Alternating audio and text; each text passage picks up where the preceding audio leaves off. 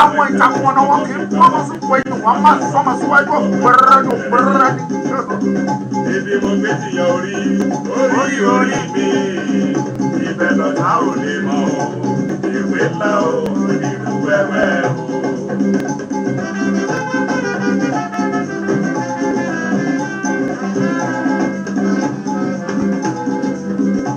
Ojú la fẹ́ ni ọmọ aráyé ò fẹ́ nìkan dínú.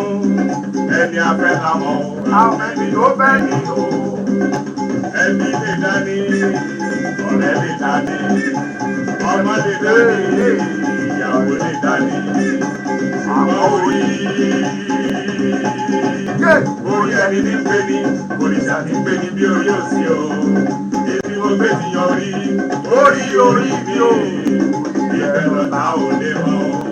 ìwé ńlá o, onírú wẹ́wẹ́ o. Bàbá ṣọ́ra, ọ̀tá òkú ẹ ṣe wọ́n, orí lọ́wọ́ dẹ́sẹ̀ kiri o.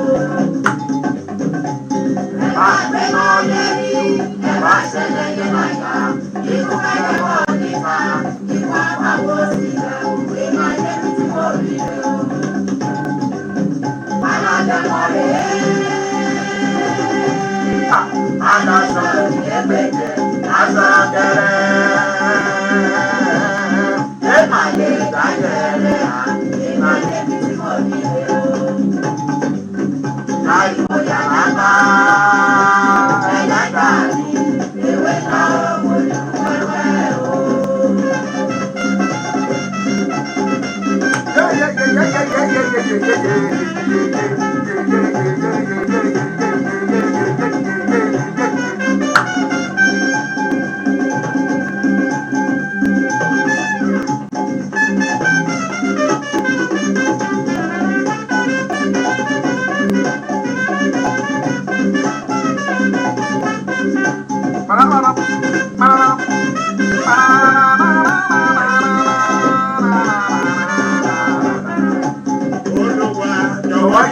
Dárò mi dórí,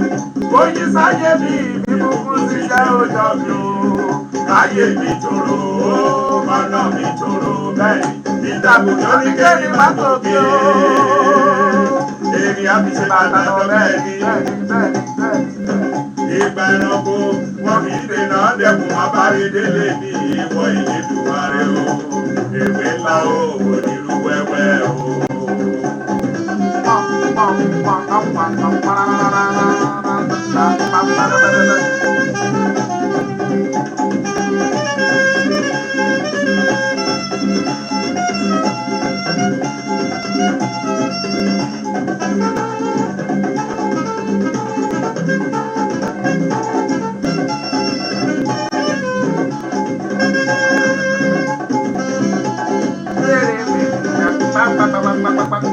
Kíkọ́ ló bá làwọn wọ́,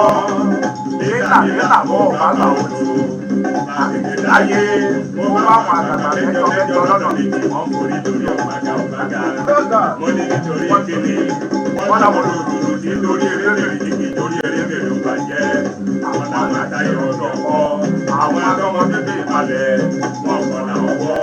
wọ́n kọ̀ làwọn bí, wọ́n kọ̀ làwọn agbókèbodò àwọn ní sára òkú ewé ńlá ní tèmi, ewé ìrókò, ewé aládé, ewé ọlọ́pẹ̀, ewé olóye, ewé àwọn alálẹ̀ òkú ọba fún mi ní ilé lọ́dún ẹ̀rí. Ewé ńlá o ní kó ṣe mí Elédùmarè, ewé ńlá. Orí máma dá mi padà sẹ́yìn o. Ewé ńlá o ní kó ṣe mí Elédùmarè. Ó jẹ́ torí ẹ̀mú kí wọ́n náà sọ, orí bàbá gbọ́ kápòlì sáré. Ewé ńlá o ní kó ṣe mí Elédùmarè. Ewé ńlá ayé máma dá mi padà sẹ́yìn o. Ewé ńlá o ní kó ṣe mí Elédùmarè. Ewé ńlá. sódì àwọ̀ ewé ńlá òyìnbó ṣe bí Elédùmarè ewé ńlá. Ọ̀run lòṣùpá ni wọ́n yí rẹ̀ wá ewé ńlá òyìnbó ṣe bí Elédùmarè ewé ńlá. ewé ńlá òyìnbó ṣe bí Elédùmarè ewé ńlá.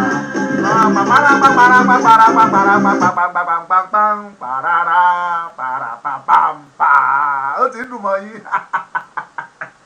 Bàbá Ògúndé kẹ́ pẹ́ láyé, ẹ jẹ́ ká lọ kọ́ àǹtẹ̀mù wa ká kọjá síbi tó yẹ ká lọ.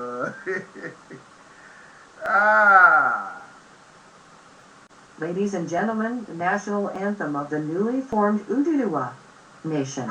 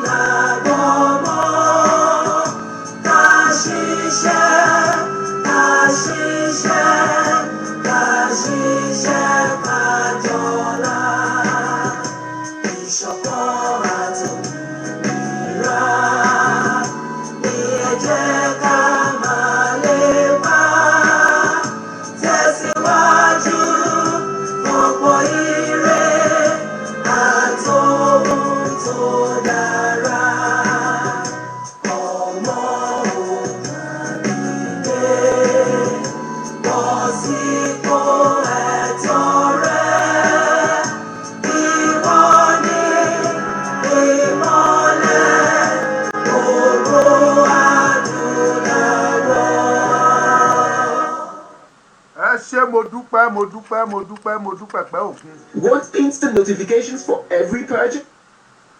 Mo dúpẹ́ lọ́wọ́ ẹ̀yin bàbá màmá, mo dúpẹ́ lọ́wọ́ yín pé ẹ kú lé lẹ́ẹ̀kan sí. Wọ́n ní ẹ kú lé tàǹkárá lé ẹ̀rì wàhálà kérò ọ̀nà. Olúkà yín rèé o. Mo tún dé gẹ́gẹ́ bí mo ṣe ń dé. Mo ń bọ̀. Want instant notifications for every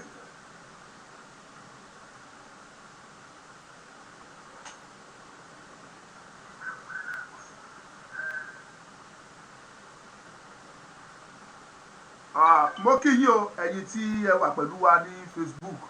àti ẹ̀yin tí ẹ ń wò wá láti orí YouTube, ẹ̀yin tí ẹ ń wò wá ní YouTube àti ẹ̀yin tí ẹ ń wò wá ní Facebook, gbogbo yín la kí pé ẹ káàbọ̀ sí orí ètò. Ẹ kú kó má bàjẹ́, ẹ kú kó lè dáa. Ọmọlúkà yín rèé lẹ́ẹ̀kan sí, mo kí yín pé ẹ kú lé. Kámẹ́rà mi yóò light dáadáa ní change. Okay. Tó mo kí yín o ẹ̀yin bàbá mi ẹ̀yin ìyá mi pátápátá, mo kí yín ẹ kú lé. Ẹ má bínú wa mọ̀ ń jẹ́ but kí n tó lọ bẹ̀ straight. Àwọn kan tẹ̀ ti ju question lóríṣiríṣi, wọ́n ní Ọmọlúkà kí tún ló ń jẹ́ kọ́ńfàbù. Mo ń bọ̀ máa sọ̀rọ̀ fún yín. Ẹ mọ̀ pé tí n bá ti dé lákọ̀ ẹ mọ̀ pé mo fẹ́ sọ̀rọ̀. Wọ́n lóru máa sọ kó lélẹ̀ tó mú dání tí ẹ̀ kọ́kọ́ ti sọ yẹn náà ní màá sọ. Mo ń bọ̀. Mo dúpẹ́ lọ́wọ́ gbogbo ẹ̀yin tí ẹ nawọ́ sí wa fún ti ìkan lára wa tó ṣaláìsí ní àná àti àwọn tó farapa tí wọ́n ṣèṣe tí wọ́n wà ní hospital. A sì ń wojú yín o, gbogbo ń dárí ò tí ì pé 500. Àwọn mẹ́rin ni wọ́n wà involved. Ṣé mọ̀ pé mẹ́ta ni mò ń pè lánàá? Àwọn mẹ́rin ló wà involved nínú accident yẹn. Ọmọkùnrin tó kú yẹn àtìyàwó ẹ̀ àtàwọn méjì míì ni wọ́n jọ wà lórí ọ̀kadà yìí. Nínú àwọn méjì ẹnìkan kán lápá, ó tún ṣèṣe yamayama, ẹnìkan kán nítan, ó tún ṣèṣe. Ìyàwó olóògbé òun gan ṣèṣe, kódà kò tí ì mara, kò tí ì sọ̀rọ̀. So ẹ rí i pé a nílò ìrànlọ́wọ́ yín gidi gan fún wọn. Nínú ètò tá a ṣe lánàá, àwọn tọ́lọ́run ti fi sí lọ́kàn wọn ti kàn sí wa, a dẹ̀ ti nawọ́ sí wọn. Ẹ gbìyànjú ẹ nawọ́ sí wọ́n ṣàwà láyé, ikú ò tí ì pa wọ́n, àsìkò tó wà láyé ní kẹjá ràn wọ́n lọ́wọ́ ẹni tó ti sùn tó ti kọjá lọ nínú wọn kò sí tá a lè kó sílẹ̀ fún ẹbí tí wọ́n lè mọ ipa kó nǹkan wá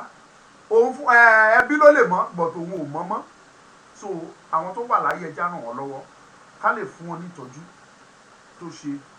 ẹni tápá kán tẹ̀sẹ̀ kan bá wọn tó wọ́n dẹ̀ tọ́jú wọn kára wọn kó dá kí iṣẹ́ ọ̀rọ̀ Yorùbá nation kó lè tẹ̀síwájú ẹ kúlé ẹ̀yin ọmọ Yorùbá now mo bẹ̀ yín ni ẹ̀yin tí ẹ bá fẹ́ nawọ́ sí wọn ó kéré ní sọ ní dáhùn ẹ má tí ì pè wá àti ìbẹ̀rẹ̀ ẹ̀yin tẹ́ bá fẹ́ nawọ́ sí wọn nọ́mbà tó wà lójú fọ́nrán wa yìí òun ni kẹ́ ẹ kàn sí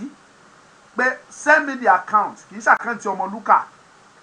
àkáǹtì tí wọ́n fi lẹ̀ tá máa fi gbà òun ló máa wọlé ìtẹ́yìn nídìí àti ṣe fún mi ni pé ẹ sẹ́ndì tẹ́ fi sẹ́ndì ẹ̀ bó jẹ́ 5,000 ló sẹ́ndì rìsíìtì tó fi sẹ́ndì ẹ̀ sí mi bó jẹ́ 10,000 bó jẹ́ 100,000 bó dẹ̀ jẹ́ 1 million ẹ sẹ́ndì ẹ̀ síbẹ̀ kẹ́ ẹ fi rìsíìtì hàn èmi kémi lè mọ̀ pé tó bó ṣe rí rèé ojú òde ní ti gbogbo yín àní rógun ásídẹ́ǹtì o ògún òní fẹ̀jẹ̀ wa wẹ̀ àní bógun lọ o mo dúpẹ́ lọ́wọ́ yín lẹ́ẹ̀kan sí i. ẹ̀yin ọmọ Yorùbá ẹ mọ̀ pé ibi tẹ́ bá ṣẹ́ ní ọ̀rọ̀ yín ti ń jó wọn lára ọ̀rọ̀ yín ti ń gún wọn ní kẹ́sẹ́ kìsìm ìkìsìm ẹ mọ̀ pé tẹ́ ẹ bá kẹ́sì ní kẹ́sẹ́ tẹ́ ẹ kẹ́sì ní kẹ́sẹ́ ẹ sì ò ní sáré à ń pè yín létà ẹ má bínú ẹ jọ̀ọ́ á wà lórí ètò àti ìgbé call for now tẹ́ ẹ bá kẹ́sì ní kẹ́sẹ́ ẹ sì ò ní sáré ṣùgbọ́n ẹ bá kẹ́sì kẹ́sẹ́ ó máa ferege ní tètè ńtètè a máa sá àti kán wọn kẹ́sẹ́ o ó ti gún wọn kẹ́sẹ́ ó ti ṣe wọ́n síkí ó ti kàn wọ́n kù wọ́n ti mọ̀ lára pé yes rẹ́rẹ́ ti rún ẹ̀yin ọmọ Yorùbá Ọlọ́run gbọ́ ẹ lọ fọkàn balẹ̀ Yorùbá máa lọ lọ́dún yìí ìwọ tó bá gbàgbọ́ ìwọ ló mọ̀ ó ṣẹlẹ̀ nú Bíbélì o nígbà tí wòlíì ń sọ fáwọn kan ó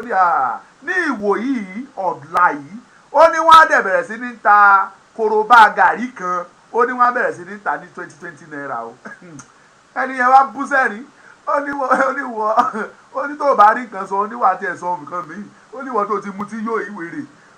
ó ní iná ń tà ní 10,000 naira ni wọ́n wá sọ pé wọ́n tà ní 20 naira lọ́la wòlíì yẹn wá sọ fún ó ní well ó máa ṣẹlẹ̀ ṣùgbọ́n wọ́n kàn lè má ṣojú ẹ̀ ni nígbà tó dẹ̀ délẹ̀ ńkọ́ ó rí bẹ́ẹ̀ lóòótọ́ ó ṣojú ẹ̀ ṣùgbọ́n kò jẹ́ ń bẹ̀ gẹ́gẹ́ bí wòlíì yẹn ṣe ó ló máa ṣojú ẹ̀ ṣùgbọ́n kò ní jẹ́ ó ní kò ní dénú ẹ̀ ó ṣojú ẹ̀ kí ló ṣẹlẹ̀ sí wọ́n tẹ̀ pa ibi tẹ̀rọ ti rọ́ọ̀ṣì gidigidi 20 naira kẹ̀ jẹ́gẹ́ mi náà ra tèmi ló bá di gbọ̀ngàn wọ́n tẹ̀ pa tá a bá sọ pé Yorùbá ń lọ ó ṣe gbàgbọ́ a máa lọ ẹbí sọ lílọ báyìí ní kẹ́yìn bọ̀ ìkíní ò gbé mi sẹ́yìn I don't like it what's your problem lílọ ní kẹ́yìn bọ̀ yìí á lọ náà ní ọmọ Yorùbá ṣé ẹni ẹjẹ sọ kiri kan fún yín ẹ̀yin lẹ́rọ pé wọn ò mọ tó kàn wọ́n àwọn mọ̀ ṣé ẹ̀yin rò pé ó rọrùn ní ìkòkò ọbẹ̀ wọn níbi tí wọ́n ti ń jẹ tó ti mu tó fi ń pa àṣẹ ara wọn tó jẹ́ pé òun náà fi ń tú gbogbo province wọn ṣe tó fi ń tú gbogbo ọ̀dọ́ wọn ṣe ẹ mọ̀ pé kò rọrùn ni ẹ dẹ̀ lérò pé wọ́n á fi yín sílẹ̀ kẹ́ lọ bẹ́ẹ̀ àbà ó ti kàn wọ́n ṣé mọ̀ pé tó bá fẹ́ gba bí àṣírí wọn máa tú á ti sáré pariwo tó bá fẹ́ gba bí àṣírí á tú á sáré pariwo tó bá fẹ́ gba tẹ̀yìnkùlé yọ sí wa á ti mọ̀ á pariwo ó ti wá sú wọn yàtọ̀ sílẹ̀ tíjọba fàyè ẹgbà wọn kàn kidnap kàn bá àwọn èèyàn sùn kàn ṣe gbogbo àrà míì tán fẹ́ dá gbogbo ẹ̀ pátá láṣìírí wọn tún tàn pariwo wọn síta ẹ̀yin ọmọ Yorùbá nígbà tó fẹ́ shut down gbogbo íńtánẹ́ẹ̀tì ní South West nílẹ̀ Yorùbá àti àwọn ẹ̀yà kan nílẹ̀ Ìgbò lọ́hùn nígbà tó fẹ́ short ẹ̀ náà tán ti plan yẹn inú oṣù May táwa iná sọ pé wọ́n fẹ́ ṣe àṣírí wọn tú apariwo síta àtàwa kan at the end of the day wọ́n stop ẹ̀ ẹ̀yin tẹ́ bá sọ pé rọ́lẹ̀ pa kì í ṣe kó stop ẹ̀ o wọ́n sún ni wọ́n ì máa ṣe ẹ kàn lè ròyìn pé àwa ń sọ kó ba lè dùn à sọ kó ba lè dùn à ń sọ torí bó ṣe yẹ kó bó ṣe rí nìyẹn tẹ́ ẹ bá mọ̀ kẹ́ ẹ mọ̀ lẹ́nìí à ń sọ kẹ́ ẹ bá lè mọ̀ pé tá a gbọ́ ni tá a dẹ̀ mọ̀ ó rà bẹ́ni pé a kàn sọ lójú yín ni ṣùgbọ́n reality làwọn á fún yín wọ́n shut down internet yín that moment tó bá fi shut down èèyàn ó lára tí wọ́n fẹ́ dá o ó lára tán fẹ́ dá gbogbo àrà tí wọ́n ń dá wọ́n tún wá dọ́gbọ́n kan wọ́n náà fẹ́ take over wọ́n fẹ́ pariwo pé àmì máa gbàjọba kì í ṣe àmì ló fẹ́ gbàjọba àwọn Boko Haram ló fẹ́ gbàjọba wọ́n ti lòdù àwọn aṣọ gbogbo nǹkan wọ́n ti lòdù ẹ̀ wá bìbà tán fẹ́ lò àṣírí wọn tú apariwo at the end of the day wọ́n sùn ní o ẹ má rò pé bóyá wọn ò ní ṣe o wọ́n sùn ní o àbẹ́ ìgbàláyé mi wọ́n sùn ní now wọ́n tún ti ní pílánì míì bẹ́ẹ̀ yẹn eléyìí báyìí wọn wà mọ tán fẹ́ ṣe mọ́ wọn náà pé emergency confab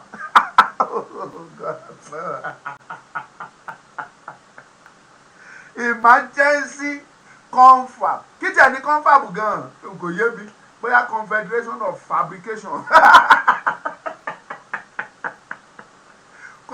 confederation of fabrication bóyá ò ní confab ọlọ́run kó kó wa yọ ńlẹ̀ Yorùbá ṣùgbọ́n o wọ́n pe confab wọ́n bọ̀ máa kà á fún yín àrìmọ́rẹ́ ọ̀rọ̀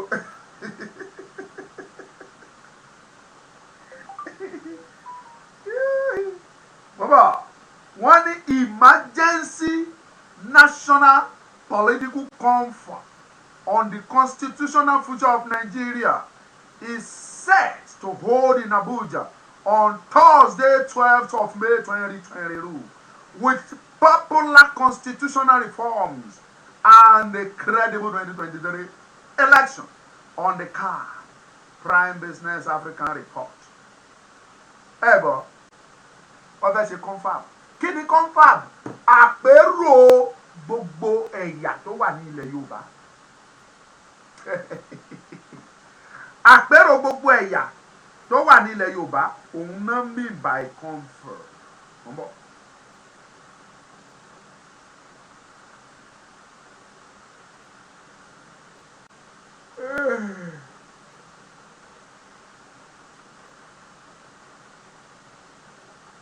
Ẹ wá gbọ́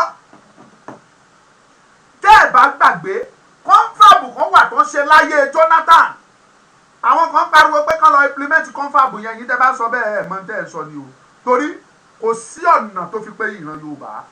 àwọn tó lọ confab yẹn gbà yẹn wọ́n lọ wòran ni kò sí tán fẹ́ ṣe níbẹ̀ a sọ pé wọ́n kórìíra Yorùbá ṣùgbọ́n kò sí tán lè ṣe ìdí ni wípé confab tó ń yàn ó lóye èèyàn tó ń yàn ní state kankan ṣé state ti yín nílẹ̀ Yorùbá ṣe pọ̀ tó north ni kódà kan bá pa state Ìgbò kan papọ̀ mọ́ ti Yorùbá tó state tó wà ní north so àwọn tó yàn látọ̀dọ̀ tiwọn wọ́n pọ̀ jù àwọn ti yín lọ kí lẹ fẹ́ para yín kú fún kò sí tẹ́ ẹ fẹ́ sọ tó fẹ́ mú un nínú confab yẹn mo gbọ́ pé wọ́n àwọn kan raise suggestion yìí pé kán pín state kan create more state tí wọ́n sọ wọ́n dàbà state méjì nílẹ̀ Yorùbá no àwọn tó lọ dàbà state mẹ́ta wọ́n dàbà Ìbàdàn state wọ́n dàbà Ìjẹ̀bú state wọ́n dàbà Ọ̀ṣẹ́ state out of Ondo state Ìjẹ̀bú out of Ogun state Ìbàdàn out of Ọ̀yọ́ state wọ́n dàbà ẹ̀ the state méjì tí wọ́n create last wọ́n ní kan fi state méjì yẹn lẹ̀ which is Ọ̀ṣun and Èkìtì mi ò tí ì dé o nígbà tó dàbà ẹ̀ nínú confab yẹn tẹ́ ẹ̀ bá mọ̀ lẹ́nu ẹ̀ mọ̀ ẹyọ̀kan péré náà approve nínú ẹ̀ fún Yorùbá ẹyọ̀kan ni wọ́n approve nínú 2014 confab yẹn ẹyọ̀kan ni wọ́n gbà tó wọnú ìwé àtẹyọ̀kan yẹn àti mẹ́ta tẹ́ ẹ dábàá kò séyìí tí wọ́n implement nínú ẹ̀ kò séyìí tó ṣeé ṣe ókè ká tiẹ̀ wá sọ pé wọ́n ṣe kí ló fi yàtọ̀ sí ìyà tó ń jẹ wá tẹ́lẹ̀ àwọn ní 19 states lọ́dọ̀ wọ́n dábàá additional àwọn tó wá látọ̀dọ̀ wọ́n dábàá additional 33 from east northern region lọ́hùn láti north east wọ́n dábàá mẹ́ta north west wọ́n dábàá mẹ́ta north central wọ́n dábàá mẹ́ta that is 9 ẹ̀yin náà dábàá 3 péré lọ́dọ̀ yín tó bá wá ṣe ṣeé ṣe tó bá wá agree tó endorse ẹ̀ kí ló fi pé yín kí ni ìyàtọ̀ ẹ̀ sí tó wà nílẹ̀ tẹ́lẹ̀ kí ló fi yàtọ̀ kò sí ní tó fi yàtọ̀ the same thing náà láti ń sọ àwọn kan dábàá pé ẹ padà sí regional government tẹ́ ẹ sọ tó jẹ́ wípé àwa understand pé ìsọpẹ́ yìí ò understand yìí o òye wa ṣùgbọ́n ìyàtọ̀ wà nínú regional government system of government and sovereign nation ìyàtọ̀ wà nínú ẹ̀ tẹ́yìn fúnra yín dẹ̀ mọ̀ tá a bá ní ká padà sí regional government àwọn tẹ́ ẹ̀ ń wò yí gbogbo wọn náà sì máa lórí ọ̀fẹ́ àti máa tẹ ilẹ̀ wa bátúbàtú bó ṣe wù wọ́n fáàtì lẹ́gbọ́n yẹn àwọn tẹ́ ẹ̀ dẹ̀ ń wò wọn ò ní gbà fún yín wọn ò ní gba regional government láàyè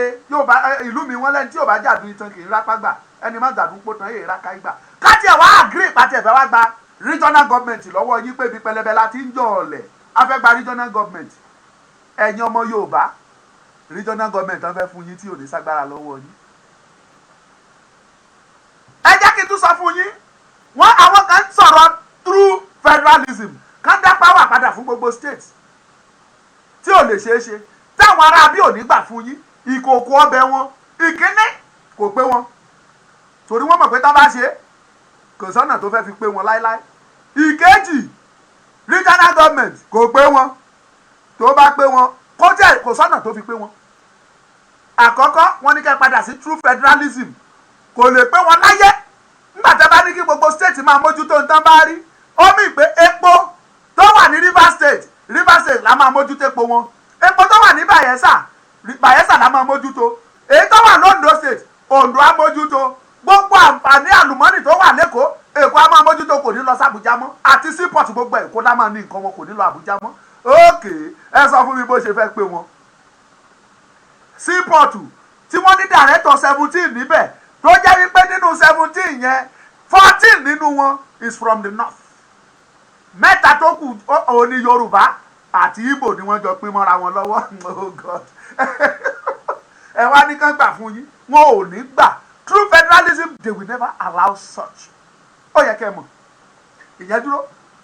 ìkejì wọn ò lè gbà torí kò pé wọn òun ni regional government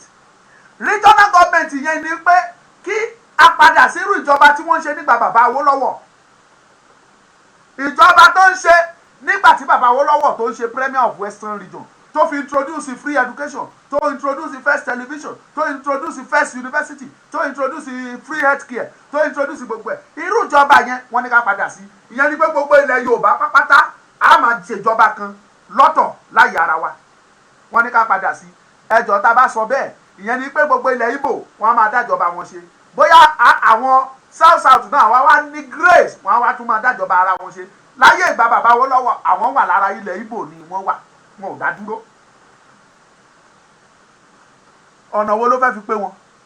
so epo tí Sultan of Sokoto tó ń sọ fún yín wípé epo tó sọ fún yín pé oil well tóun ní sí Bayelsa sí Port Harcourt tó sọ pé it's more than 23 oil wells ẹjọ́ kí báwo lẹ ṣe ní kó ṣe ṣe sí wọn ò lè gbà fún yín o kẹ́ tètè mọ̀ yẹn dájúdájú number 2 yìí nìyẹn ò ní gbà torí wípé bíbà tẹ sọ fún ẹ pé ẹ kúrò ní ìkòkò ọbẹ̀ yìí ni ní ìkòkò ọbẹ̀ tí wọ́n ti ń bu ọbẹ̀ tí ò dẹ̀ gbẹ ìkòkò ọbẹ̀ tó gbẹ tì yóò bá o orí mi jìgbìnjìgbìn orí mi jẹgbẹjẹgbẹ o ìyẹn dúró bẹ́ẹ̀ now ọmọ Yorùbá ìkẹta ẹ̀ òun la fi ń pariwo yìí pé ẹ jẹ́ ká máa lọ tiwa ẹ jẹ́ ká dá dúró láyé ara wa ṣé wọ́n dá yín lóhùn wọn ò dá yín wọ́n gbọ́ etí wọn ò dì í wọ́n gbọ́ wọ́n mọ bó ṣe lọ etí wọn ò dì í ṣé ní gbogbo wọn yẹn kíyẹn wá lọ yẹn kọ́ lè ní bá ọ̀rọ̀ ọba sọ ẹ pẹ̀lẹ́ o ẹ̀yin tí wọ́n invite sí confab ẹ tẹ́tí yín bẹ̀lẹ̀ jẹ́ kẹ́ ẹ gbọ́ máa dárúkọ díẹ̀ nínú wọn sí ìwé ìwúdà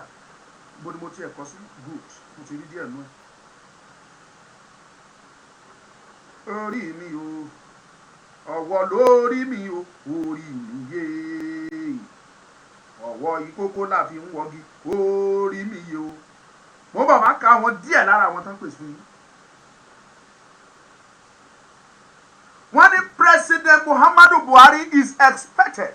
to lead a high-powered federal government delegation that also includes Vice President Yemi Osinbajo, as well as former head of state,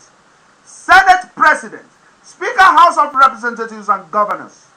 first-class royal fathers like Sultan of Sokoto, ẹ̀yin Yorùbá ẹ ronú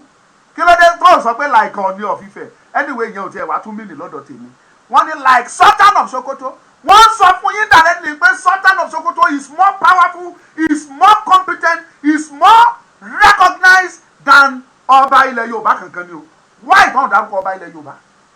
wọ́n ní like Sultan of Sokoto mò ń bọ̀ Ọọ̀ni of Ifẹ̀, Obi of Onitsha, emirs ẹ wá gbọ́ ẹ wo pọ́ìntì tó wà ń bẹ̀ o bó ṣe ń kọ́ lọ wọ́n dárúkọ Sultan of Sokoto wọ́n dárúkọ Ọọ̀ni of Ifẹ̀ wọ́n wá dárúkọ Obi of Onitsha wọ́n wá ní and emirs wọn ò tún sọ pé and obas or and obis wọn ò sọ wọ́n ní and emirs and eminent clergymen wọ́n ti pa àwọn ọba yìí tì ní gbogbo ilẹ̀ Yorùbá Ọọ̀ni Ifẹ̀ nìkan náà pè ṣùgbọ́n lọ́dọ̀ wọn wọ́n pe Sultan of Sokoto and other emirs emir like emir of Kano, emir of Zozo, emir of Kebbi, emir of this, emir of that gbogbo wọn láwà bẹ́ẹ̀ pẹ̀lú Sultan of Sokoto wọn ṣùgbọ́n nílẹ̀ Yorùbá wọ́n ti sọ ẹni tó máa wá fún yín Ọọ̀ni Ifẹ̀ nìkan ni Ọọ̀ni Ifẹ̀ sọ̀rọ̀ wa ló fẹ́ sọ anyway mi ti lọ bẹ́ẹ̀ and some eminent clergymen like wọ́n tún fi like sí wọ́n ní like Enoch Adeboye, Bishop David Oyedepo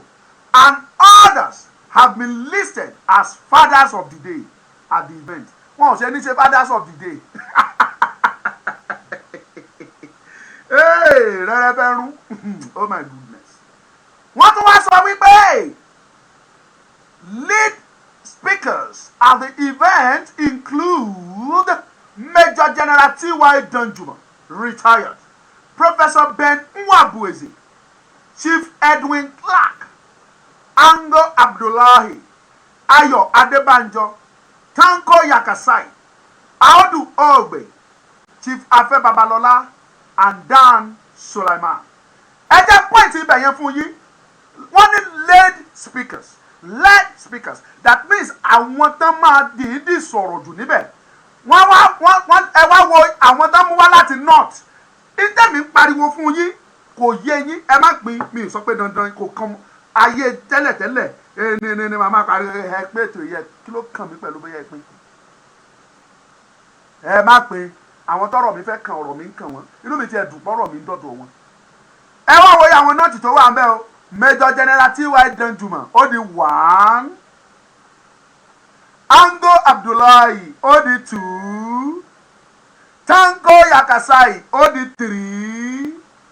Audu Ogbe ó di 4 is from the north bẹ́ẹ̀ tí ẹ sọ pé ó jẹ́ middle belt títí north ni ó di 4, Dan Sulaiman ó di 5 ó di àwọn 5 láti north nílẹ̀ Yorùbá wọ́n mú méjì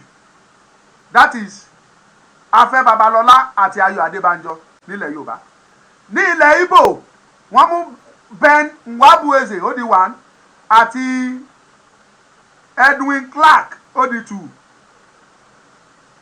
ó dà wọ́n méjì nílẹ̀ Igbo south ò tiẹ̀ lẹ́nìbọ̀dì ńbẹ̀ bóyá Edwin Clark bóyá ó dẹ̀ máa represent south because ó dà nípa àwọn south ní Edwin Clark èèyàn kan nílẹ̀ Igbo èèyàn kan ní south ilẹ̀ Yorùbá wọ́n máa fẹ́ Babalola wọ́n mú bàbá Ayọ̀ Adébánjọ ayé má bàjẹ́ o àwọn bàbá arúgbó yìí àwọn lẹni kó wá dìtámì fèètì wá fún wa ẹ̀yin àtẹ̀yin tẹ́ ẹ pé bìtì gbogbo yín tẹ́ ẹ ní pẹ́ kú mọ́ ẹ pé YouTube anyway bí o tiẹ̀ sì ń bọ̀ bẹ̀ ìyẹn kọ́ ni orí mi ń gbóná ok ẹ ti lórúkọ tó ń kọjáde o wọ́n ní Ọọ̀ni Ifẹ̀ Obi of Onitsha ẹ̀mí àhàn sosososo anyway ẹ jẹ́ ká tiẹ̀ wá fi yẹn lẹ̀.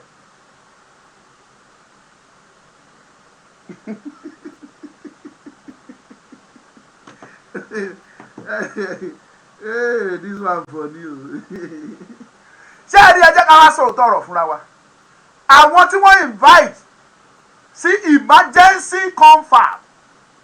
tó bá fẹ́ ṣe confab ní títí òtítọ́ àti òdodo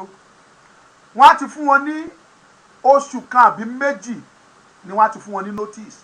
gbogbo àwọn tẹ́ ẹ pè yìí àwọn náà ti pè pàdé wọ́n ti pè yúùtù wọ́n á pa àwọn olórí kankan wọ́n á pè wọ́n jókòó kí lẹ fẹ́ ká sọ ńbẹ̀ kí báwo lẹ ṣe fẹ́ ká ṣe sí kí ni ká present àjọsọ gbogbo wa òun làwọn máa mú lọ ẹ pé urgent this write up èní ni wọ́n announce ẹ̀ jáde wípé ọ̀túnla Thursday náà fẹ́ ṣe o ọ̀túnla Thursday which is on the 12th. Today is Tuesday 10th of May ọ̀túnla 12th of May òun náà fẹ́ ṣe kò sí ẹni chance láti bá anybody sọ̀rọ̀ tàbí láti consult ju wípé àwọn tó mọra wọn tán ti pè kán mọ bọ́n ṣe máa sọ náà ẹ jẹ́ kí wá land ká wá kọjá sí orí ètò wa proper kí wá fẹ́ yèèyàn láyè láti dá sí èmi wọ́n lámọ̀ràn fẹ́yìn bàbá tẹ́ fẹ́ lọ bẹ̀ tẹ́ fẹ́ lọ sọ̀rọ̀ ẹ̀yin bàbá mi ò gbàdúrà pé kẹ́ ẹ pẹ́ láyé mọ́ ń tèmi o torí ẹ ti pẹ́ already orí ọ̀fẹ́ Ọlọ́run lẹ jẹ́ Awólọ́wọ̀ tí ò wọ 90 kó tó kú kò ṣe Ọlọ́run jù yín lọ Awólọ́wọ̀ kò ṣe Ọlọ́run jù yín lọ tí ò wọ 90 ó ṣiṣẹ́ jù yín lọ but ẹ̀yin lórí ọ̀fẹ́ wọ 90 orí ọ̀fẹ́ Ọlọ́run ni bàbá Afẹ́ Babalola is more than 90 years bàbá Ayọ̀ Adebanjo is more than 90 years bàbá Enoch Adéjàre Adeboye is more than 80 years tànà tún invite Oyedepo tábà wo abámáwọjọ́ orí àti wọ 70 what are we talking?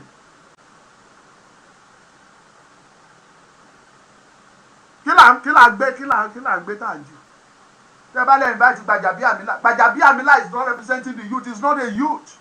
Gbajabiamila is representing the National Assembly. Tó wù ó wù ló represent kò represent you kò represent Yorùbá kò represent any one of us. And mind you, we don't care about what you want to discuss there. Ẹ̀yin bàbá wa tẹ́ ń lọ làwa ń bá sọ̀rọ̀ sí yìí o kẹ́ ti yín bẹ̀lẹ̀ jẹ́ kẹ́ gbọ́. Bàbá àwa ọmọ yín la máa gbẹ̀yìn yín o àní kú ṣáájú yín láéláé àti mọ̀ pé ẹ̀ ní pẹ́ lọ ẹ wá ní fàìsàn kú àdúrà tèmi lè gbà fún yín tá a bá sọ pé Ọlọ́run lọ́ra ẹ̀mí yín kọ́lọ́run jẹ́ kẹ́ ẹ pẹ́ sí wàhálà ni ọmọ yín ò ní kú lójú yín àwa ọmọ yín wọ̀nyí à ní kú lójú yín ẹ̀yin ni kẹ́ ẹ máa lọ àásòkú yín dáadáa àjọ àgbérùkẹ̀rẹ̀ àjọ àjẹ àìmú àwa la máa gbẹ̀yìn yín ẹ̀bẹ̀ tá à ń bẹ̀ yín ni wípé ẹ ra ọ̀la sílẹ̀ ẹ jẹ́ ká rí ọ̀la ẹ jẹ́ káwọn ọmọ yín ní ọ̀la ìtọ́lẹ̀ lè mú wa ní ọ̀la kò sí ìrẹ́pọ̀ mọ́ nínú Nàìjíríà ẹ jẹ́ kó ní ká ẹ fọmọ́lẹ̀ sáárà àárín ajẹ́nimu ní ìpẹ́kọ́rọ́ afọ́fọ́tọ́ ojú ìjà ló ń dálẹ̀ wọ́n ti pè yín o ṣe mọ̀ pé wọn ò jẹ́ ká mọ̀ pé wọ́n fẹ́ pè yín wọ́n dẹ̀ ti pè yín kò sí ní tá a jẹ́ we are nobody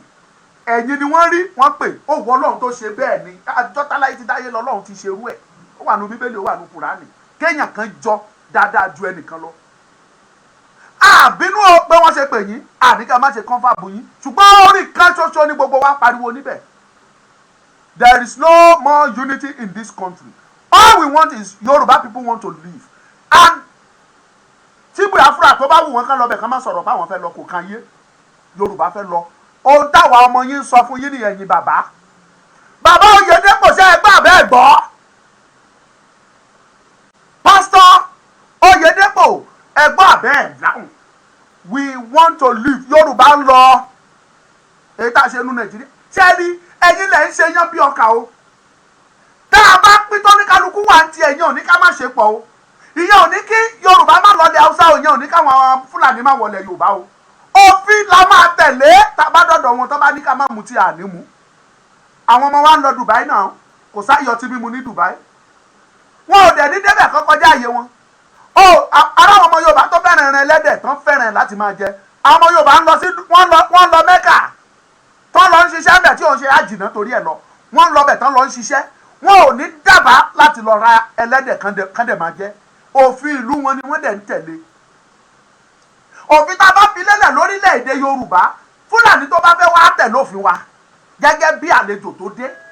ìta àtẹnumọ́ nìyá àsọpá níbára wa ṣe náà Ìgbò tó bá fẹ́ wọlé Yorùbá á tẹ̀ lófin wa Yorùbá tó bá fẹ́ lọlẹ̀ Ìgbò á tẹ̀ lófin wọn aṣá à ń wọ Benin Republic à ń tẹ̀ lófin wọn à ń wọ Ghana à ń wọ gbogbo ẹ̀ à ń tẹ̀ lófin wọn orílẹ̀-èdè ni wọn àláàní bára wa ṣe ṣùgbọ́n kóníkálukú wà láyé ọ̀tọ̀ọ̀tọ̀ kó dẹ̀ lófin tiẹ̀ tán bá fẹ́ wá sọ̀dọ̀ wa wọ́n tẹ̀ lófin wa ló bá tán. ẹ̀yin bàbá wọ̀nyí à ń bẹ̀ yín ni o bàbá Enoch Adeboye ìránṣẹ́ ọlọ́run tòótọ́ ọlọ́run alààyè bàbá kọ́lọ́run kó lọ́ra ẹ̀mí fún yín o à ń bẹ̀ yín ni tá à ń fẹ́ ni pé let there be separation ọlọ́run ti pín wa already jẹ́rí rántébù jẹ́ ń lọ yìí ẹ bá wa bẹ̀ níbẹ̀ pé ẹ jẹ́ kí Yorùbá máa kọ́yọ̀ǹda Yorùbá ká máa lọ election 2023 ẹ jẹ́ kó jẹ́ Yorùbá land láti fẹ́ ṣe election ẹ jẹ́ kó jẹ́ lọ Yorùbá lónìí election kò ń ṣe Nàìjíríà election ẹ̀bẹ̀ là ń bẹ̀ à ń sọ eléyìí kó má bàa sógun kó má bàa sọtẹ̀ torí wípé mò ń tẹnu mọ́ tẹ́ ẹ bá sún àwọn ènìyàn kan gírí tẹ́ ẹ bá rójú mi dáadáa ẹ mọ̀ pé I am a simple person I am not a hooligan I am not a strong head person mi ò lágbájá tó bá ti lágbára mi ò lè ṣe é ṣùgbọ́n o odi tí ò lè sọ̀rọ̀ tẹ́ ẹ bá sún kan gírí ó máa lahùn fún yín ayíjú padà sí yín aláhùn aláhùn bàbá Adébóyè èmi gbàgbọ́ lótìtọ́ àti òdodo mo gbàgbọ́ ní ti òtítọ́ àti òdodo yìí pé ìránṣẹ́ Ọlọ́run nìyí bàbá kò sí gbogbo ìlú tó wà ní ilẹ̀ Yorùbá lẹ́ni tẹ́ ẹ̀ ní branch church sí ẹ pè pásítọ̀ àwọn branch wọ̀nyẹn o ẹ béèrè lọ́wọ́ wọn pé kí làwọn ènìyàn ń fẹ́ nígboro wọ́n á sòtítọ́ fún yín bàbá gbogbo àwọn ìránṣẹ́ Ọlọ́run tó ń ṣiṣẹ́ lábẹ́ yín ní gbogbo branches ẹ pè wọ́n bó jẹ́ conference meeting ni Zoom wà tó gba 1,000 tó gba 2,000 tó gba 3,000 Zoom ẹ pè gbogbo wọn síbẹ̀ ẹ seek opinion wọn ẹ béèrè pé kí làwọn aráàlú ń fẹ́ wọ́n á sòtítọ́ fún yín bàbá pé Yorùbá ó ti sùn Nàìjíríà ti sún gbogbo ènìyàn a fẹ́ dá dúró wọ́n á sòtọ́ fún yín ṣùgbọ́n tẹ́ ẹ bá ń filé àwọn tó wà lẹ́gbẹ̀ẹ́ yín lọ́tún àti òsì pastor deputy secretary deputy this wọn ò ní sòtọ́ fún yín bàbá wọn máa parọ́ fún yín ni pé election làwọn èèyàn ń pariwo wọ́n á máa tò yín ní rọ́nà pa ò bàbá o ní tí gbogbo ọmọ Yorùbá fẹ́ ni pé a fẹ́ dá dúró láyé ọ̀tọ̀ bàbá ẹ bá wa sọ níbẹ̀ bàbá Enoch Adébóyè a mà tún rawọ́ ẹ̀bẹ̀ sí ní à ń bẹ̀ yín ni ẹ bá wa pariwo pé èyí tí ìyà jẹ wá ètò gẹ́ Yorùbá fẹ́ lọ tá a bá tiẹ̀ lọ tá a bá ẹ sọ fún wọn pé ẹ jẹ́ ká jọ sign agreement pé after 20 years pé tí àti Ìgbò àti Haúsá àti Yorùbá tí wọn bá gẹ̀ẹ́tì ara wọn dáadáa wípé a tún máa padà papọ̀ alẹ́dì àti sàn yẹn wọ́n fún wa ní 20 years ìpè lẹ́yìn 20 ọdún o tí wọn bá ṣe dáadáa a tún máa padà di Nàìjíríà àwa tiẹ̀ fara mọ́ ṣùgbọ́n iṣẹ́ àsọ kọ́tẹ̀ jẹ́ ká kọ́kọ́ pín kóníkálukú máa ṣe tiẹ̀ ná ká lọ gbìyànjú wò bóyá a máa rí ṣe tàbá àní rí ṣe kí Ìgbò náà lọ gbìyànjú tiẹ̀ bóyá wọ́n á rí ṣe tàbá òní rí ṣe káwọn náà gbìyànjú tiwọn tá a bá wá gbìyànjú ẹ̀ ọdún kìíní ọdún kejì ọdún kẹwàá ọdún 15 ogún ọdún tá a dẹ̀ rí ṣe tí gbogbo ẹ̀ sì ń dojúrú a tún péjòkó àpapọ̀ a tún jọ sọ a tún padà sí Nàìjíríà wa pẹ̀lú good restructure tó dáa ṣùgbọ́n ní lọ́lọ́ yìí bàbá a fẹ́ lọ ní Yorùbá a gbọ́dọ̀ dúró ní tí àwọn aráàlú ń sọ lèmi sọ fún yín yìí o ṣé màá bá ẹ̀yin àwọn tó súnmọ́ yín tó yẹ ká sòótọ́ fún yín ipe táràlú ń fẹ́rẹ̀ wọn ò ní sọ fún yín bàbá torí tán fẹ́ jẹ o wọ́n á máa wò pé táwọn bá sòótọ́ fún yín in táwọn ń jẹ máa bọ́ lọ́wọ́ wọn ò ní jẹ́ sòótọ́ àwa àwojú uche àwojú anybody àwa dẹ̀ súnmọ́ aráàlú àmọ̀ntọ́mọdé àtàgbà ń sọ àmọ̀ntọ́kùnrin àtobìnrin ń sọ àmọ́ ẹkún tí gbogbo wọn sun lójoojúmọ́ òun la ṣe ń tẹnumọ́ ilé fún yín bàbá kẹgbọ́ bàbá afẹ́ Babalola bàbá Ayọ̀ Adebanjo ẹ jẹ́ kọ́kọ́ bẹ̀rẹ̀ lórí bàbá Ayọ̀ Adebanjo mi ò gbàdúrà kọ́lọ́run fún yín lẹ́mìí gígùn mọ́ bàbá ẹ ti pẹ́ láyé ẹ̀yin múra ara yín mọ̀ bàbá pé kì í ṣe èpè ẹ ti pẹ́ Ọlọ́run ti fún yín ní orí ọ̀fẹ́ Bíbélì kan clarify 70 ọdún ní iye ọdún wa ẹni bá lò ju 70 years lọ orí ọ̀fẹ́ lórí gbà lọ́dọ̀ Ọlọ́run mi ò bínú pẹ́pẹ́ o bàbá èmi náà fẹ́ dàgbà má dẹ̀ dàgbà náà tí bá tẹ̀ wá dàgbà tó yín mo jó orí ọ̀fẹ́ Ọlọ́run ní bàbá tí bá tó yín láyé á jẹ́ pé mo dúpẹ́ lọ́wọ́ ìṣẹ̀dá mi mo dẹ̀ dúpẹ́ lọ́wọ́ Ọlọ́run mi ìyẹn tí ayé ìkan ọ̀bá ti parẹ́ before then bàbá afẹ́ Babalola bẹ́ẹ̀ ṣe ń ṣe bí eléyìí lórí ọ̀rọ̀ Yorùbá inú wa ò dùn rárá bàbá ibi tẹ́ ẹ̀ ń lọ yẹn àyè ńlá ni fún yín láti rìdíìmù gbogbo tó tẹ́ ẹ ti miss lọ́nà tẹ́lẹ̀tẹ́lẹ̀ ẹ sòtítọ́ ń bẹ̀ yìí pé ẹ jẹ́ kí Yorùbá lọ bàbá Ayọ̀ Adébánjọ ẹ̀yin ni leader Afẹ́nifẹ́re tó bá dẹ̀ ń sọ socio political or socio cultural or socio whatever group nílẹ̀ Yorùbá ẹ̀yin náà máa pè gẹ́gẹ́ bí leader wọn. bàbá mi Pa Ayọ̀ Adébánjọ àwọn ọmọ yín kọ̀ọ̀kan ò ní kú lójú yín àwọn ọmọ yín à ní kú lójú yín. ẹ ra ọ̀la sílẹ̀ fún wa kárí ọ̀la kínú wa dùn ipa lọ́la níta lè fi ra òun ní kẹ́ pariwo pé kí Yorùbá nation dúró ẹ jẹ́ kí Yorùbá ṣe tiẹ̀ lọ́tọ̀ tẹ́ ẹ bá débi kán pàbù tipátipá tó pè yín sí ẹ̀sùn òtítọ́ wọn ò ń sọ síbẹ̀ kan kú síbẹ̀ bàbá say the truth after all bàbá Awólọ́wọ̀ nígbà tán lọ sí London Awólọ́wọ̀ kò bẹ̀rù Queen kó sọ pé Queen á yìnbọn pa mí kò bẹ̀rù Governor General ìgbà yẹn kó sọ pé tàtí ẹ̀ ní Governor General tó wà níbẹ̀ nígbà tí bàbá ṣe Clapperton ni àbí Richard Davidson or whatever Robertson kìnnìkan kò bẹ̀rù ẹ̀ bá yìnbọn pa òun kò dẹ̀ bẹ̀rù Queen Elizabeth pé ó máa pa òun sọnù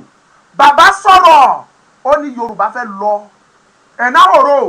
kò bẹ̀rù ó sọ̀rọ̀ ó ní it is enough Nigeria has to be independent wọ́n sọ jáde wọn ò sọ síbẹ̀ wọn ò dẹ̀ kú sí bọ́n ṣe ibi tó sọ sí wọn ò kú síbẹ̀ wọn ò sọ síbẹ̀ tẹ́ ẹ bá débẹ̀ ẹ sọ òtítọ́ àníkẹ́ lọ rojọ́ Ìgbò ẹ fi Ìgbò sílẹ̀ pẹ̀lú àgbélébùú wọn kan máa rù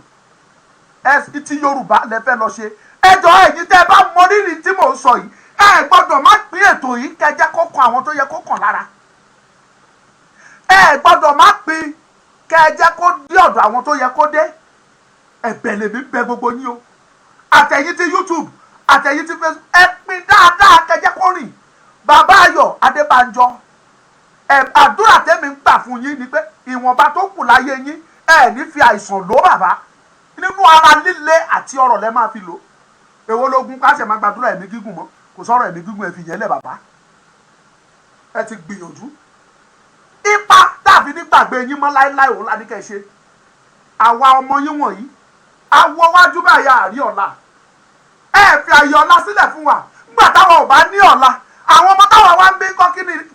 kí ni ọ̀la wọn ṣé wọ́n ní ni bàbá ẹ lọ ẹ jà ẹ pariwo ẹ sọ níbẹ̀ yí pé ẹ jẹ́ kí Yorùbá máa lọ wọn ò ń sọ síbẹ̀ kan kú síbẹ̀ bàbá tẹ́ ẹ bá sọ wọn ò ní yìnbọn pa yín bẹ̀ bàbá mi Afẹ́ Babalọ́lá mo padà sọ́dọ̀ yín kára ó le la máa kí yín kò sọ̀rọ̀ pé kẹ́mi yín gùn mọ́ kára ó le ẹ bá rò pé mo ń gbàdúrà ikú fún yín o mo fẹ́ dàgbà mi ì gbàdúrà ikú fún yín ṣùgbọ́n àbọ̀rọ̀ tún máa sọ pé kọ́lọ́run fi ọjọ́ kún ọjọ́ yẹn rárá níbi tẹ́ bá délé ní tẹ́ bá kú abaṣọ fẹ́lẹ́lẹ́ ni o kò sí àkákò ẹ ti lọ́mọ ọmọ yín ti ń bímọ ẹ ti ní great grandchild bàbá èmi ń bẹ̀ yín bàbá wípé ìwọ̀nba tó kù tẹ́ ẹ fẹ́ lò kẹ́ ẹ lò nínú àlàáfíà àtàrà líle kẹ́ ẹ má fa ìsàn lò jẹ́bi tí wọ́n ṣẹ̀ máa rù yín kí wọ́n máa di pámpásì àgbàlagbà sí di yín àdúrà yẹn lèmi ò gbà fún yín o ìwọ̀nba tó kù tẹ́ fẹ́ lò ara líle àtàlàáfíà lẹ fi máa lò ọjọ́ tẹ́ bá máa lọ kẹ́kàn rọra sùn kẹ́ jẹ yán tán láàárọ̀ bíi chief daddy kẹ́ jẹ yán tán kẹ́ fẹ̀yìntì bí eléyìí kẹ́dẹ̀ ọ̀rá máa lọ jẹ́jẹ́ láì sí wàhálà àti ìdààmú kẹ́ jẹ yán kẹ́ gbádùn dọ́rùn òun lèmi gbàdúrà ẹ̀ fún yín bàbá Ayọ̀ Adébánjọ bàbá iná Adéjàre Adébóyè àti bàbá mi Afẹ́ Babalọ́lá àdúrà tèmi gbà fún yín nìyẹn ṣùgbọ́n mo ń bẹ̀ yín bàbá wa Ayọ̀ Adébánjọ mo ti sọ̀rọ̀ yìí rí bàbá ẹ̀yin tẹ́ bá lè pé ètò yẹn pín kẹ́ jẹ́ kó dọ̀dọ̀ bàbá ẹ jẹ́ kó dọ̀dọ̀ àwọn tí mo dárúkọ yìí ẹ ṣàmọ̀yàn kankan at least direct or indirect tó fi máa dọ̀dọ̀ wọn ẹ jọ̀ọ́ mo bẹ̀ yín ni bàbá mi Pa Ayọ̀ Adébánjọ Pa Afẹ́ Babalọ́lá tá a bá ń sọ̀rọ̀ àwọn lọ́ọ̀yà ní orílẹ̀ Áfíríkà yìí ní ẹ̀yà Áfíríkà yìí tá a bá ń sọ̀rọ̀ àwọn agbẹjọ́rò àwọn amòfin tó dángájíá tó wà níwájú ó lójú ní gbogbo African continent ó lójú ibi tí wọ́n ti lè dárúkọ lọ́ọ̀yà àkọ́kọ́ tó dárúkọ yín bàbá ẹ ń sọmọdé lọ́ọ̀yà ọ̀mọ̀wé ni yín ọ̀jọ̀gbọ́n ni yín amòye ni yín bàbá ohun tá à ń pariwo pé Yorùbá fẹ́ lọ ẹ̀yin fúnra ara yín mọ̀ yín pé eléyìí ò kì í ṣe ẹ̀ṣẹ̀ kì í not a crime tẹ́ ẹ bá dẹ̀ wá study ẹ bàbá ìwé ò mọ law ìdí ẹ̀ka kìíní kankan débi tí ti mọ law tẹ́ ẹ bá wá wo gẹ́gẹ́ bí ẹ ṣe sọ torí mo bèrè lọ́wọ́ àwọn lọ́ọ̀yà kan every agreement or contract agreement or whatever they call it is valid for 100 years. Baba, you are a lawyer. Baba àwọn lawyer, Baba professors of law ní ẹ̀yin. You may not be awarded as a professor of law, but Baba professor lẹ́yìn of laws. Baba afẹ́ Babalola, ẹ gbọ́ mi yé ẹ gbọ́ mi dáadáa. Every agreement, contract, valid for 100 years. Àwa àti àwọn Hausa Fúlàní àtàwọn Igbo àtijọ́ wà papọ̀ for more than 100 years. Ó ti lé more than 8 or 10 years now. Bàbá ẹ̀bẹ̀ tá à ń bẹ̀ yín ni wípé àkókò tó Yorùbá fẹ́ lọlé. Báwo nínú mi bá ṣe dùn kí Yorùbá wà independent nígbà ìwà láyé yín bàbá. Oh Jesus. Bàbá mi afẹ́ Babalola. Báwo ni ìbá ṣe dùn tó kí irú yìí kẹ wà kí kú má pa yín kẹ mú àsíá Oòduà nation dání kẹ́yìn náà bá wọn jù bí eléyìí ọmọ Oòduà dìde bọ́ sípò ẹ̀tọ́ rẹ̀ ìwọ ni ìmọ́lẹ̀ gbogbo adúláwọ̀ kẹ mú àsíá yẹn bàbá kẹ jù. Báwo ni ìbá ṣe dùn tó báwo láyọ̀ mi ìbá ti pọ̀ tó ẹ̀yin bàbá ayọ̀ Adébánjọ kẹ wá di ọwọ́ ara yín mú kẹ wá ṣe bí eléyìí káwa ọmọ yín wá rọ̀gbà yín káka wá máa ṣe fantastic ceremony kí gbogbo àgbáyé all over the world àti BBC àti CNN àti Al Jazeera àti Maramako kí gbogbo wọn wá máa gbé event wa bá a ṣe ń celebrate independent wa bàbá kẹ́yìn tẹ́ jẹ́ bàbá wọ̀nyí kẹ́ wá jókòó kí fídíò wa máa gbé yín kámẹ́rà wa máa gbé gbogbo yín lẹ́yọ kó gbé bàbá ayọ̀ Adébánjọ kó gbé bàbá afẹ́ Babalọ́lá kó gbé bàbá Adébóyè kó gbé bàbá kìnìún kó gbé gbogbo yín. Báwo ni inú wa àti ayọ̀ wa ìbá ti dùn tó?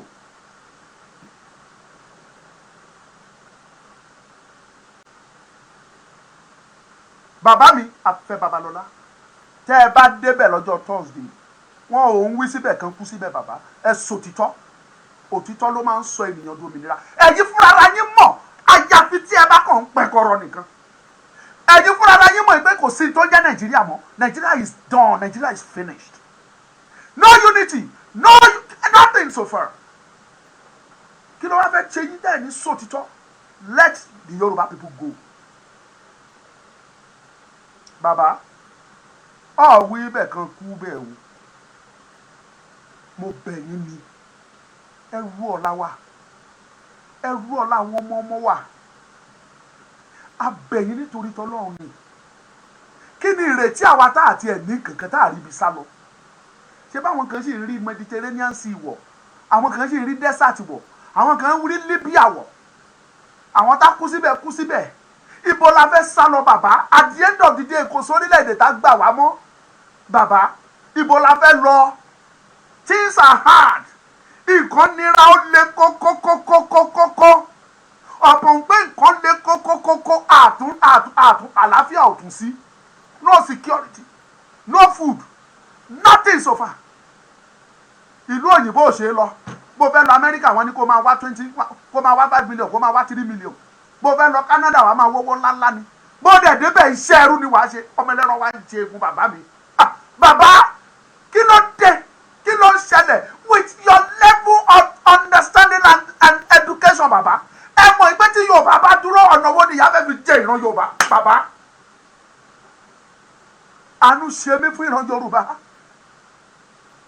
inú mi bàjẹ́ fún ìran Yorùbá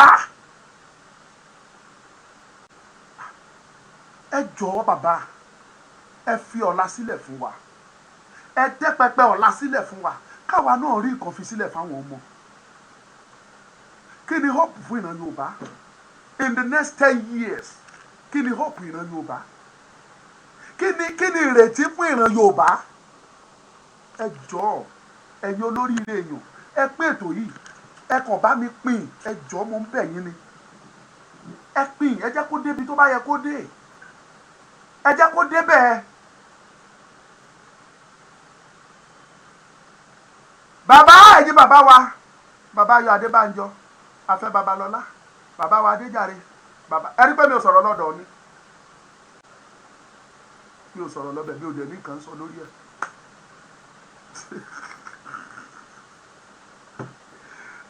Elédùmarè tó tó ẹ o Ọmọlúkà no get anything to say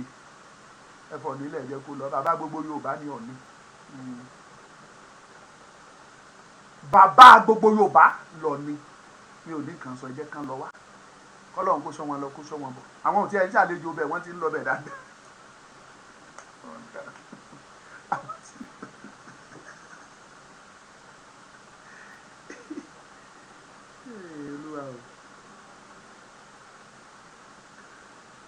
ẹnìkan kọ mẹ́sẹ̀jì sí mi ó ní ẹ má gbowó lọ́wọ́ wọn o ẹ gbowó ẹ̀yin tẹ́ ń lọ gbogbo yín la mọ̀ pé Ọlọ́run kẹ́ ẹ̀ Ọlọ́run ò kẹ́ gbogbo yín ni bàbá wa winners kí mo tẹ̀ ní Oyedepo you are blessed more than anybody's imagination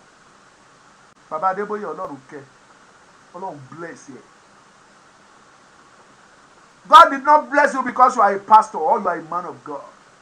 It has been written that you are going to be a great person and that is why you are great. Ọ̀nà t'Ọlọ́run gbé gbà lọ́nà pastor yẹn. That is just the truth. That is why I don't envy you. Either you are rich, some people say, Baba Adeboye ní plane nìkan wọ́n ní mẹ́wàá mọ́ ní mélòó kan. I don't envy that. That's not my call up. Yẹn ò rá mi gbá. Kí ló kàn mí ò bá ní plane 20. Ó wọ Ọlọ́run ni Ọlọ́run approve ẹ̀ fún ẹ ló fi rà á. It has been written that you are going to be great. Bàbá afẹ́ Babalola àti kọ́ ni pé ẹ máa jẹ́yàn ńlá láyé. Àkọọ́lẹ̀ ni kò lè change láyé. I don't envy you. But mo fẹ́ kẹ́ mọ̀ kíní kan wípé ó sàn kéèyàn kú kórúkọ ẹ̀ má parẹ́ láyé sí rere. You must leave a legacy that we Yorubas will never forget for in history. Bàbá Ayọ̀ Adebanjo, Bàbá Afẹ́ Babalola. Ẹ̀yin olóríire ọmọ Yorùbá, ẹ jẹ́ kó dọ̀dọ̀ ẹ̀. Ẹ pín dọ́dọ̀ àwọn bàbá wa wọ̀nyí. Bówù yẹn gbowó, bówù yẹn má gbowó kò kan Ọmọlúkà. Ẹ lọ bẹ̀ gbowó. Má ṣe òun lògùn má mọ̀. Bẹ́ẹ̀ bá tiẹ̀ gbá gan-an ṣe ẹ gbé wá fún mi ni. Bí n bá dẹ̀ kí gbé kí lẹ gbowó tí ṣe fẹ́ gbé wá náà ni. Ẹ̀sìn mi kò kàn mí. Ṣùgbọ́n tá a fẹ́ àti sọ fún yín o. Èmi ò ní ṣẹ́ pé pẹ́ni tó bá lọ bẹ̀ tó lọ gbowó. Mi ò ní ṣẹ́ pé o. Mi ò ní ṣẹ́. Ṣùgbọ́n táwa ọmọ Yorùbá fẹ́ àti sọ fún yín. Tẹ́ ẹ bá sọ anything otherwise, káyìí sọ, á lé o. Á lé o. Ó máa le gan, bàbá. Ó máa le.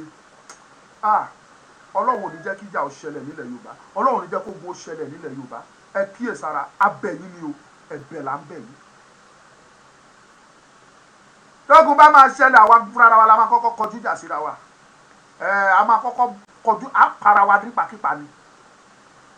A kọ́kọ́ fèsì ara wa dáadáa ká tó fèsì ara ta. Ṣùgbọ́n kírú ẹ̀ má bàa ṣẹlẹ̀. Ká plan orílẹ̀-èdè wa lọ́nà òtítọ́ àti òdodo. Kẹ́ ẹ tó kú bàbá kan constitution kan gbé fún yín kẹ́ ẹ kà á. Yorùbá land constitution kẹ́ ẹ kà á. Kẹ́ ẹ dẹ̀ endorse ẹ̀ kẹ́ ẹ wá ibi ìdá eléyìí ò dẹ̀kù díẹ̀ wọ ẹyọ eléyìí ẹ fi eléyìí fún ẹ ṣe báyìí. Ìtọ́yẹ kẹ́ ẹ ṣe nìyẹn bàbá. Ìdèmí retí lọ́dọ̀ yín nìyẹn bàbá. Mo kì í ẹni tẹ́ bá fẹ́ pè ó yá mo ti lo odindi 55 minutes fi rojọ́ ayé mi Ọmọlúkà ti ń rojọ́ jù báyìí lọ ayé mi ó yá ẹ̀rẹ̀ sí ní pè ayé ti ṣí sílẹ̀ 070 4609 2484 070 4609 2484 ó yá ẹ máa pè ẹ máa pè mí mo máa gbé mo máa gbé kọ́ńfàbù àpérò ó yá ẹ máa pè we have only 5 minutes péré tó kù bẹ́ẹ̀ bá ti pè ìṣẹ́jú 5 péré ló kù bẹ́ẹ̀ bá ti pè tó ọlọ náà nù.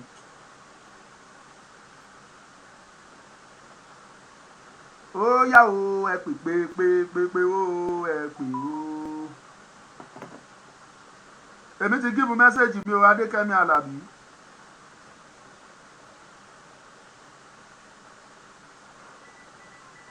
ọpẹ́ ní fọ́lọ́ àwọn èèyàn tí ń pè wá wọlé. wọ́n ní kẹ́ ẹ jọ ẹ̀yin bàbá wọ́n ní ẹ má tún lọ sign amalgamation míì fún wa o. ṣẹ́rí ọ̀la mo máa mú program kan wá táìmù ti lọ lórí kọ́ńfàbù lórí gbogbo bó ṣe ń lọ àwọn tó wà lẹ́yìn kọ́ńfàbù tẹ́ ń sáré pé emergency máa wá sọ fún yín lọ́la máa tú fún yín gbogbo plan gbogbo nǹkan ṣe débẹ̀ máa wá tú fún yín lọ́la àwọn tó wà lórí ọ̀rọ̀ kọ́ńfàbù máa wá tú fún yín táìmù ti lọ ẹ wá gbọ́ lẹ́nu mi lọ́la ẹ gbóhùn sókè. ẹ gbóhùn sókè. à ń gbọ́ yín. ẹ ṣe àdúpẹ́. ẹ kú ètò. ẹ ṣeun. in fact inú mi dùn pẹ̀lú gbogbo ètò tí ẹ ṣe ní alẹ́ yìí in fact ọlọ́run bá máa pín ní ọgbọ́n àti òye láti lè fi máa túbọ̀ máa darí program yìí. kẹ́rí àwọn tí wọ́n pè ní ilẹ̀ ọ̀dọ̀ wa tó jẹ́ ilẹ̀ Yorùbá ọ̀dọ̀ títí wa tó bá wù wọ́n gẹ́gẹ́ bí ọ̀rọ̀ tẹ́ ti sọ síwájú kò sí ní ti àbá ti tèmi ní ti ọ̀dọ̀ ti tèmi kò sí ẹ̀bẹ̀ kankan fún wọn bí wọ́n ṣe wà yẹn tó bá wọ́n kí wọ́n lọ ṣìṣẹ́ ọmọ kan wálé tó bá wá wù wọ́n kí wọ́n lọ ṣìṣẹ́ ọmọ àlè wálé àmọ́ nǹkan tí máa kọ̀ sọ fún wọn níbi kí wọ́n rántí ọjọ́ ọ̀la àwọn ọmọ wọn nǹkan tí wọ́n bá gbìn sílẹ̀ ó ní ìrandíran àwọn ọmọ wọn máa ká nílẹ̀ tí ò dẹ̀ ní parẹ́ láéláé. tí wọ́n bá sojú abẹ́ǹkó àwọn ọmọ Yorùbá o a ṣetán a dá dúró a fẹ́ lọ nǹkan tí a fẹ́ nìyẹn tó dẹ̀ máa dùn mọ́ wa nínú. ìyà yìí ti pọ̀ jù Ọlọ́run bá gbọ́ ìyà yìí ti pọ̀ jù. ṣé rí bí mo ṣe máa ń sọ̀rọ̀ yìí èmi tí mo bá ń sọ̀rọ̀ yìí Libya ni mo wà ní ìbàyìí. ṣé tó bá rọrùn ṣé máa fi ìyàwó àtàwọn ọmọ sílẹ̀ tí ò dẹ̀ ṣe pé mi nìkan. kò yí sí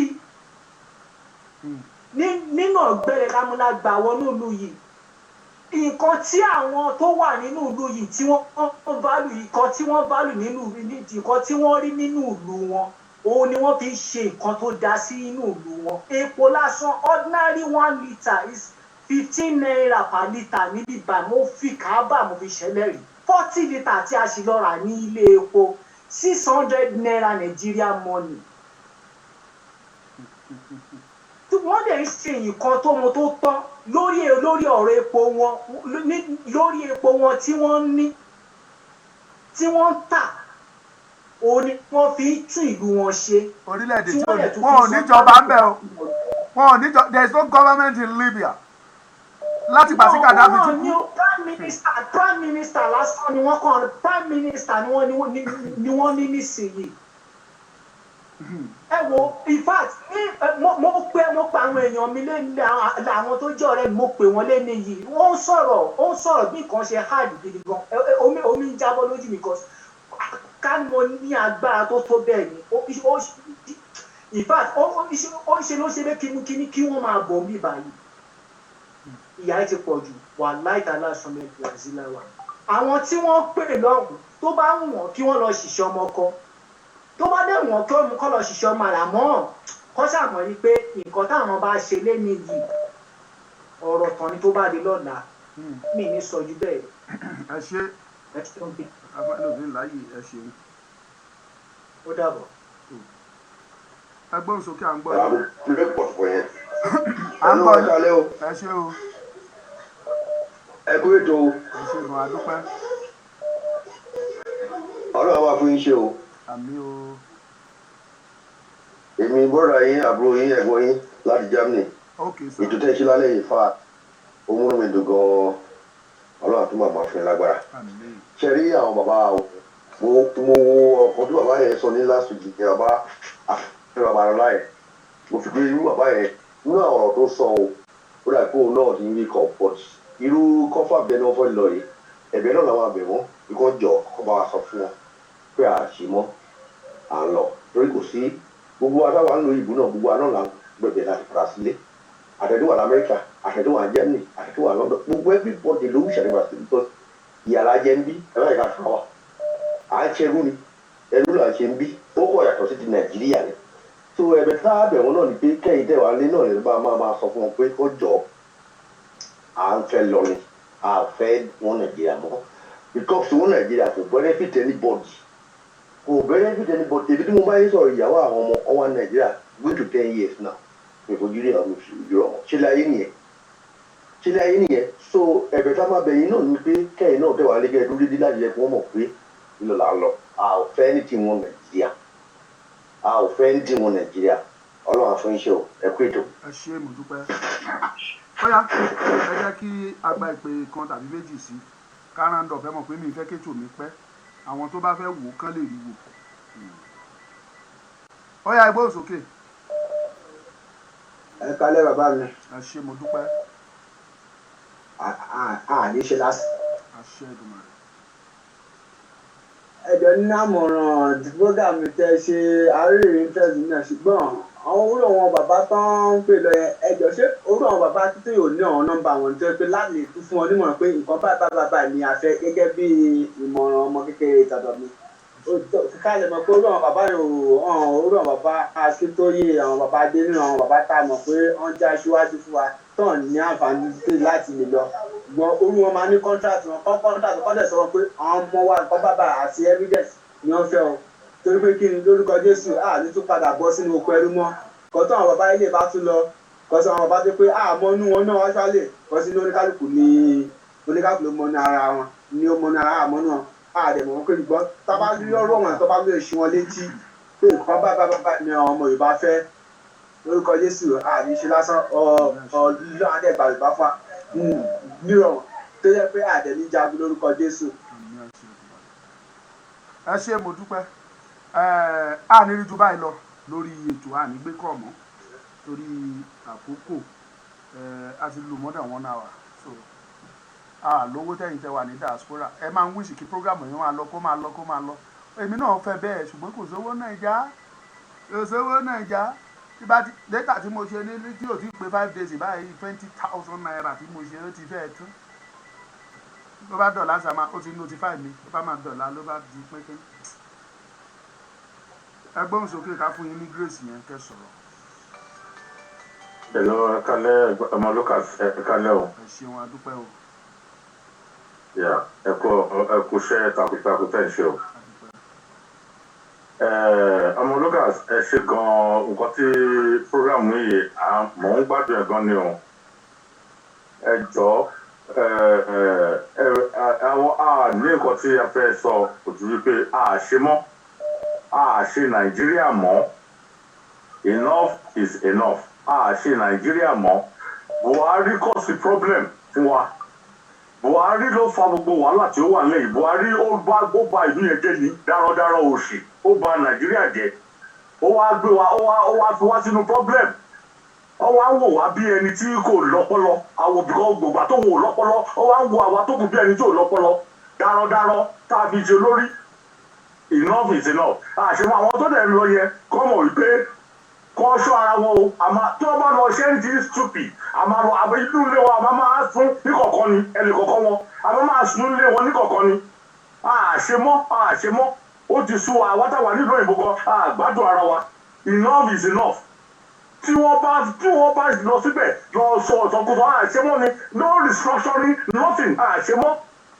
bẹ́ẹ̀ kọ́ wà kí àwọn tó wà Nàìjíríà kọ́ wà kẹ́fọ́ àwọn wèrè Fúlàní tí wọ́n kọ̀ kóra wọn sínú gbó tó ń kó ìbọn àdáwọlé kọjọ torí Ọlọ́run kọjọ àwọn èèyàn mímí ìfẹ́ kọ lù kí ẹnìkan kọ lù ṣe ẹ̀mí ẹnìkan ẹ̀mí ìfẹ́ kẹmí ẹnìkan kọ lù sílẹ̀ Yorùbá kí wọ́n kọ fún ọkọ kọ́kọ́ lọ pa wọn dànù torí pé ẹ̀rù ń bà mí bí mo tẹ ṣe omi ń bọ́ lójú mi pé àwọn tó ìbò àwọn èèyàn mi fẹ́ gbà ṣe Nàìjíríà mọ́ ni ṣìyá àfẹ́bí sọ́tọ́rẹ́ àdẹ̀ṣe Nàìjíríà mọ́ kọ́.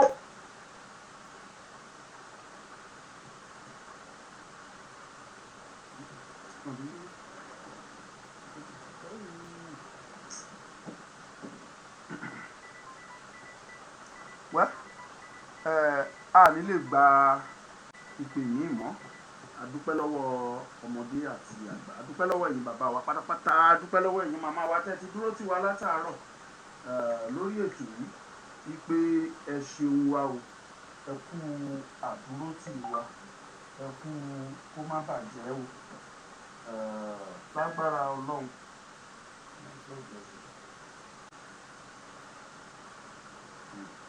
So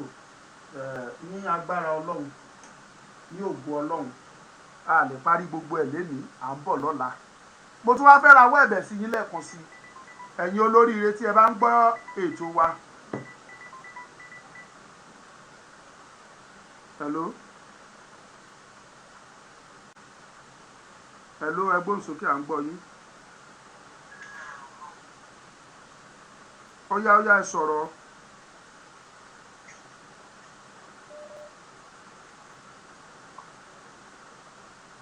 Àwọn tí wọ́n wà lọ́hùn, orúkọ mi Ọmọlúkà ní lẹ́ẹ̀kan sí.